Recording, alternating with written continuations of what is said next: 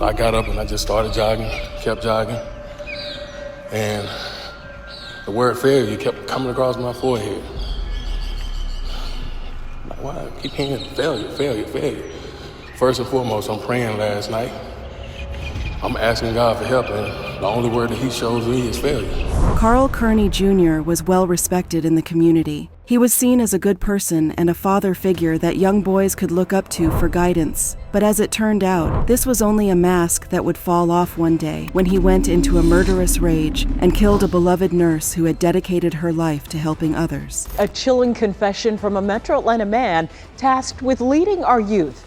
Kearney is the head football coach at Spalding High School. Well, this weekend, police say he confessed to violently killing his girlfriend. Very surprised, just very sad. You know, just the fact that this man was a member of the community and of the school system of all things, where you're supposed to trust people the most. It's just very disheartening. So what really happened? How did a well-respected and admired man become a cold-blooded killer? Or was he a monster all along? Let's find out in this video. At 38 years old, Patrina Best was what many would call a force to be reckoned with. She was beautiful, passionate, and driven, and just like her name, she gave her very best to her community and family. Born on August 10, 1985 in Newport News, Virginia, Patrina was one of two daughters of Pearson and Georgiana Best. Her dad was in the U.S. The family moved around a lot. Patrina loved going to the beach. She became a great swimmer at a very young age and kept it up through high school at Camden County and then in college at Georgia Southern University. She was especially great at sprint freestyle and the 100-meter breaststroke, earning some impressive awards. While she was in college, she worked as a lifeguard and loved teaching kids how to swim. After college, she got into fitness and became a real force to be reckoned with. She competed in CrossFit competitions all over the place, showing off her strength and agility. She was also known for always having a big smile on her face as she cheered others at the gym. Once she graduated in 2008, she worked for a bit as an exercise physiologist, but she soon realized her true calling was nursing. She became a registered nurse, working in operating rooms in Virginia. Then, during the COVID-19 pandemic, she became a traveling nurse, going wherever she was needed most. She absolutely loved helping out communities that really needed skilled nurses in the operating room. Patrina's love for travel knew no bounds. Her adventurous spirit took her to various places around the world, including Asia, Europe, and the Caribbean, experiencing different cultures and landscapes. And wherever she went, her dog Luke came along with her. Patrina was also very dedicated to her family and was especially close to her older sister, Janina, who she considered her best friend. She was also an amazing aunt to her nephew and niece, who affectionately called her Tita. At some point in her life, Patrina met 43-year-old Kearney Jr., a father of two who was also a popular football coach in Georgia. The two of them reportedly knew each other from college and had dated on and off over the years. They bonded over their shared interest for fitness. Carl was born and raised in Griffin and attended Griffin High School. He also attended and played for Georgia Southern University before he was signed by the New York Jets in 2004 as a wide receiver. He played in the preseason for the Jets in 2004 and 2005, but did not play in any regular season games. He began coaching his former high school before becoming the head coach at Spalding High School in 2020. We start off at pregame. I look at every last one of those guys. Let me get 3 claps on the ready. It's gotta sound good now. Let's try it again. Let me get 3 claps on the ready. Y'all gotta wait on me. Pay attention. Let's try it again. Give me 3 claps on the ready. That's better.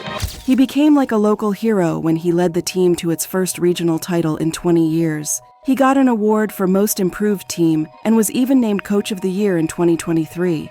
Well, I inherited a football team that were 1-9 when I first got the job, so it was a tough situation, man. My coaching staff, they did an unbelievable job just buying into the program and following my vision. And every single kid that was a part of the program, they followed the vision as well. And we were blessed and fortunate enough to, work hard in the off season and win. Well, the first thing, we had to change the culture. There wasn't a winning attitude. I think we had to get the support of the faculty and staff.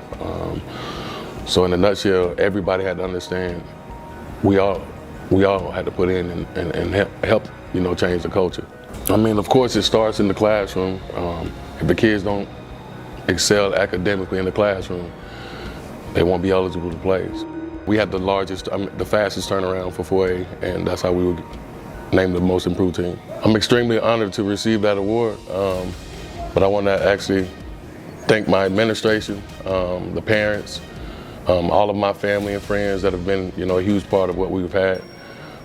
Going into next season, man, we're extremely excited about what's going on. He always had a word of encouragement to share with the young boys in the community who looked up to him. He was even considered a father figure. Take advantage of where you are right now. Take that coaching. You guys got a great coaching staff out here. Most importantly, here's what I preach to my kids every single day. At your age right now, start off on the right foot. Number one thing you need to be focusing on right now, I know you guys love football, but where's your focus need to be right now? Your academics. Because if you don't have the grades, you won't be able to go to the next level and play. So make sure academically you're taking care of business in the classroom. Carl Kearney presented himself as a stand-up guy. Very decent, friendly, and even spiritual. Good morning. Well, I'm not gonna be on live long. This is very brief, but it's a little bit spiritual. Last night I went to bed with a few things on my mind, and I just kept praying and praying and praying. And everybody who knows me, I have a great relationship with God, but by no means do I proclaim to be a pastor or anything like that. And I went to bed and I just told God, I just asked him to reveal some things to me. So I got up and I just started jogging, kept jogging. And the word failure kept coming across my forehead. Like, why I keep hearing failure, failure, failure? First and foremost, I'm praying last night. I'm asking God for help, and the only word that he shows me is failure. For every epic fail that I've had in my entire life, every single one, that's gonna be my testimony. So the message that I'm giving out to whoever needs to hear it, and no matter what it is, be it careers, relationships, whatever the case is, just keep fighting, keep plugging away for every single fail. That's gonna be your testimony. I don't know who that's for, but it 100% was for me this morning. However, as it would later be revealed, Carl Kearney was not the person he pretended to be. This morning, a shocker in Spalding County. The head football coach at Spalding County High School has been arrested and charged with murder. People here in this community are waking up just stunned to hear this news. We're talking about a coach who has been recognized for turning around the football program here at Spalding High School. At around 9:20 a.m. on February 17, 2024, Carl calmly walked into a police station and confessed that he had choked his girlfriend at her home in Accokeek. Apparently, Patrina was preparing to travel for work and had asked Carl to help her move her things into her parents' house. While in the basement, the two got into a fight that ended with Carl putting his hands around Patrina's neck. He told officers that when he realized that Patrina was no longer breathing, he slapped her in the face to bring her back. But she never woke up. There was an argument, some type of dispute, which led to her death.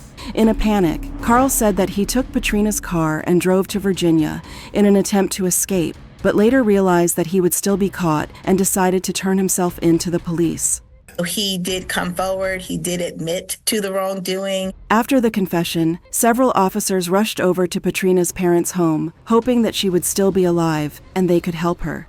They found her lying unresponsive in the basement. They tried everything to bring her back, but sadly, it was too late. Patrina was pronounced dead at 9:50 a.m.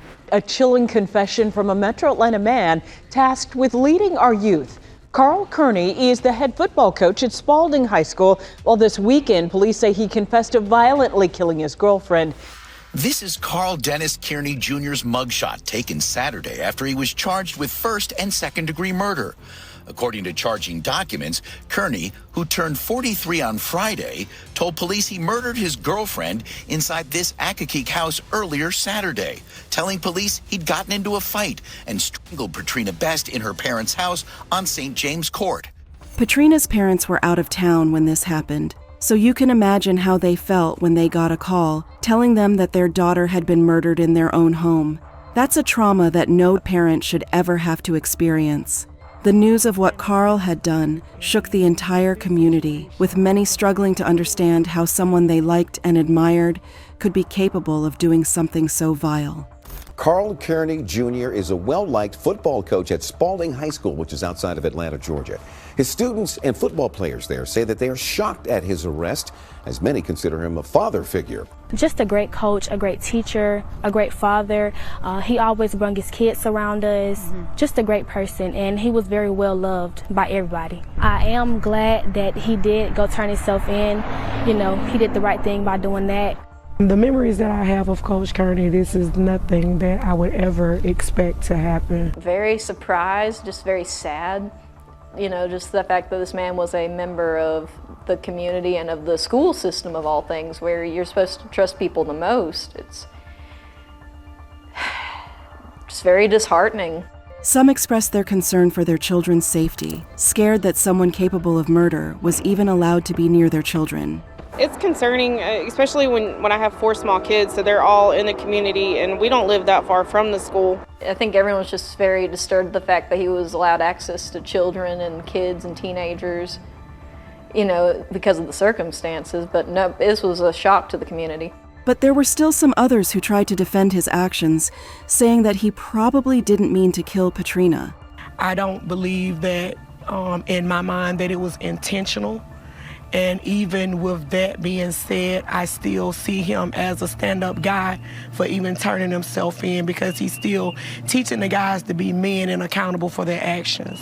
Meanwhile, Patrina's family was crushed by the murder. They released a statement describing her as the light of their lives, saying, "Patrina was a constant source of joy and laughter in our lives. She was guaranteed to be present for every birthday, holiday, and special occasion.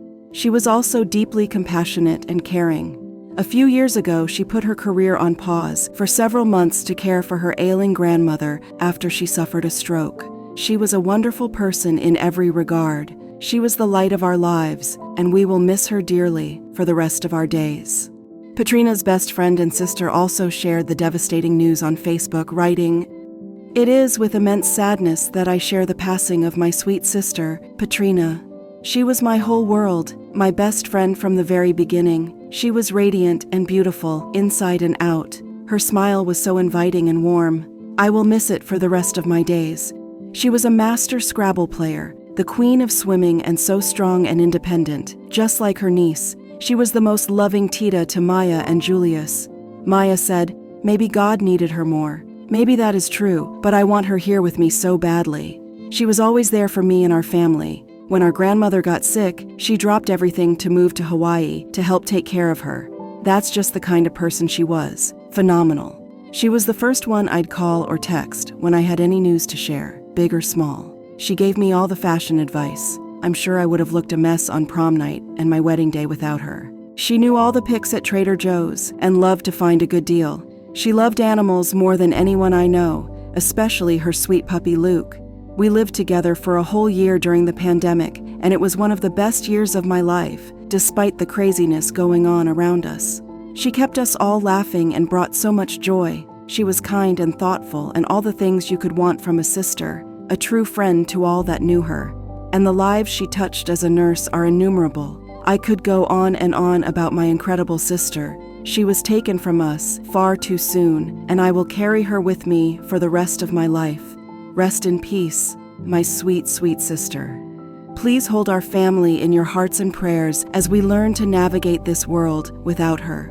Patrina, I love you with all my heart and always will." Condolence messages poured in from all corners as people who knew Patrina shared their memories of her. Her college roommate posted, "Patrina Best and I shared a room at Georgia Southern almost 20 years ago. It seems like yesterday that we were complaining about swim practice, watching trash TV, and then heading to Taco Bell together. Life was definitely better with Patrina in it. She was the first person we asked to be in our wedding, and when it was over, she sent me pictures of herself with every horse statue in Germantown. We drifted apart over the years, but I enjoyed watching her travels all over the world. I know her parents were so proud of the nurse she had become. The last couple of times we texted, she was at the hospital waiting on her niece to enter the world, and she could not have been more excited to become an aunt. She made the best out of life, and I am beyond heartbroken for her family and friends. Rest in peace, Patrina. The world lost an amazing woman. Another person wrote, Patrina Best, I've lived vicariously through your travel adventures for the past decade, and I return to our carefree summer memories of laughter, deep talks, and sweat sessions together often. You were a force in every aspect of life, how you showed up for family, friends, strangers, the gym, or the pool. So many of us are deeply saddened by your sudden loss here with us Earthside, but as my 4-year-old says, you are now an angel in the God place. You can visit any place and anyone now, and are everywhere we look. Carl Kearney was charged with both first and second-degree murder, along with other related charges. Despite having confessed to everything, he pleaded not guilty to the charges and was ordered to remain in custody without bond. Meanwhile, people are still grappling with how this could have happened. Why did he do it? Carl Kearney sits in a Maryland jail. He has a lot of time on his hands to think about the crime he's accused of. And tonight, the prosecutor is asking one question: why? It was a very brutal crime. So this was an intentional act. It was a very brutal act, and no one deserves it. But as it turns out, this is not the first time that Carl Kearney has gotten himself in trouble for domestic abuse. In 2015, he was reportedly charged with battery and obstruction after he slapped his ex-wife in the face. The charges were later dropped after the ex-wife said that she didn't want to prosecute him. So, this was something that he was used to doing and often got away with it. It probably wasn't even the first time he had attacked Patrina. Anyone who is willing to kill someone with, by strangulation is someone who is dangerous, someone who has a violent temper, and who cannot be trusted to be around law-abiding citizens. His actions were egregious, deadly. Patrina's devastating murder brought up an issue that has plagued Georgia and the nation as a whole, the issue of domestic violence. In 2018, a report by UN Women recorded that 1 in 7 women has experienced DV in Georgia. Unfortunately, those numbers have gone up over the years. This is a very sad case, and what we know is that 1 in 4 women will experience intimate partner violence in their lifetime. 68% of those victims will, unfortunately, experience strangulation. And strangulation is the most heinous form, I believe, of domestic violence. Tackling issues of DV has been a challenge because traditionally, Georgia police see abuse as a family problem, not a legal matter. However, there has been a shift in recent years. The change started in 2014 when there was a spike in the number of women killed by their abusers. The murders sent a shock through the system and prompted change, leading to DV being classified as a criminal offense. A few years ago, we went to Annapolis to ask that strangulation become a first-degree felony offense. We were successful in doing so. That type of offense now carries up to 25 years. What that does is it gives us an opportunity to really hold offenders accountable. We have someone who is deceased, who had every right to live.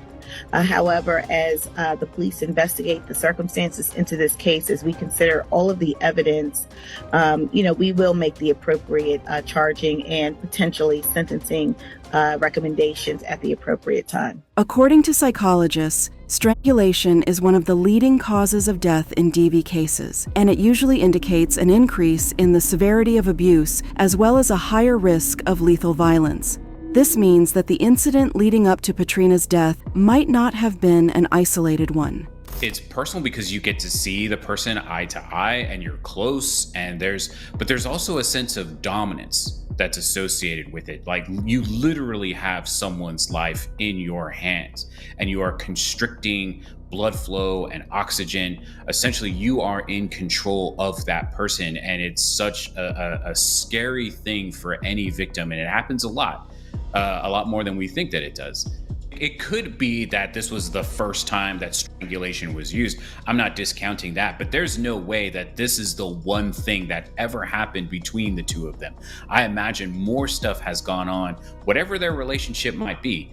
There's more stuff that has happened, because getting to a point where you actually kill someone is not an easy step to take, and usually is a buildup over time. According to research, most people who experience DV choose not to report it to the police or seek help for several reasons, including fear that their abuser might retaliate and cause them more harm, or they feel ashamed or embarrassed about their situation. This would somehow explain why Patrina's family and friends never knew about the abuse. Also, Carl knew how to keep up appearances. Many people were shocked because they bought into his false facade that made him appear like a good person when he clearly wasn't. Oftentimes we tend to become shocked when we hear that some human being has engaged in a wrongful behavior who otherwise wouldn't. But the other aspect is they probably did that on purpose. They probably were engaging in problematic behaviors, but in order to, quote unquote, throw the scent off of them, they became a pillar of the community. They never wanted people to assume that they were capable of such horrific behaviors. So they just do stuff to make it seem like they're, a good person, but in reality, they never were. In a shocking twist, Patrina's family said that she was not even dating him and the two of them were just friends. But Carl had told the police that she was his girlfriend. So, either the family didn't know that they were dating, or he felt so entitled to her that even when they were not dating, he thought they were. It could also be that the two of them had dated at some point, and Patrina didn't want to continue with their relationship for one reason or another. Either way, Carl had no right to take Patrina's life. This young woman was beautiful. She was a nurse. She cared for others. And, why anyone would want to take a life that helps to preserve life is beyond me. As of March 2024, the investigation of this case is still ongoing, and police are asking anyone with information about the case to contact the Prince George's County Police Department's Homicide Unit. What do you think about this case? And what can the government do to reduce cases of DV? Let me know in the comment section. And don't forget to like, subscribe, and hit the bell button.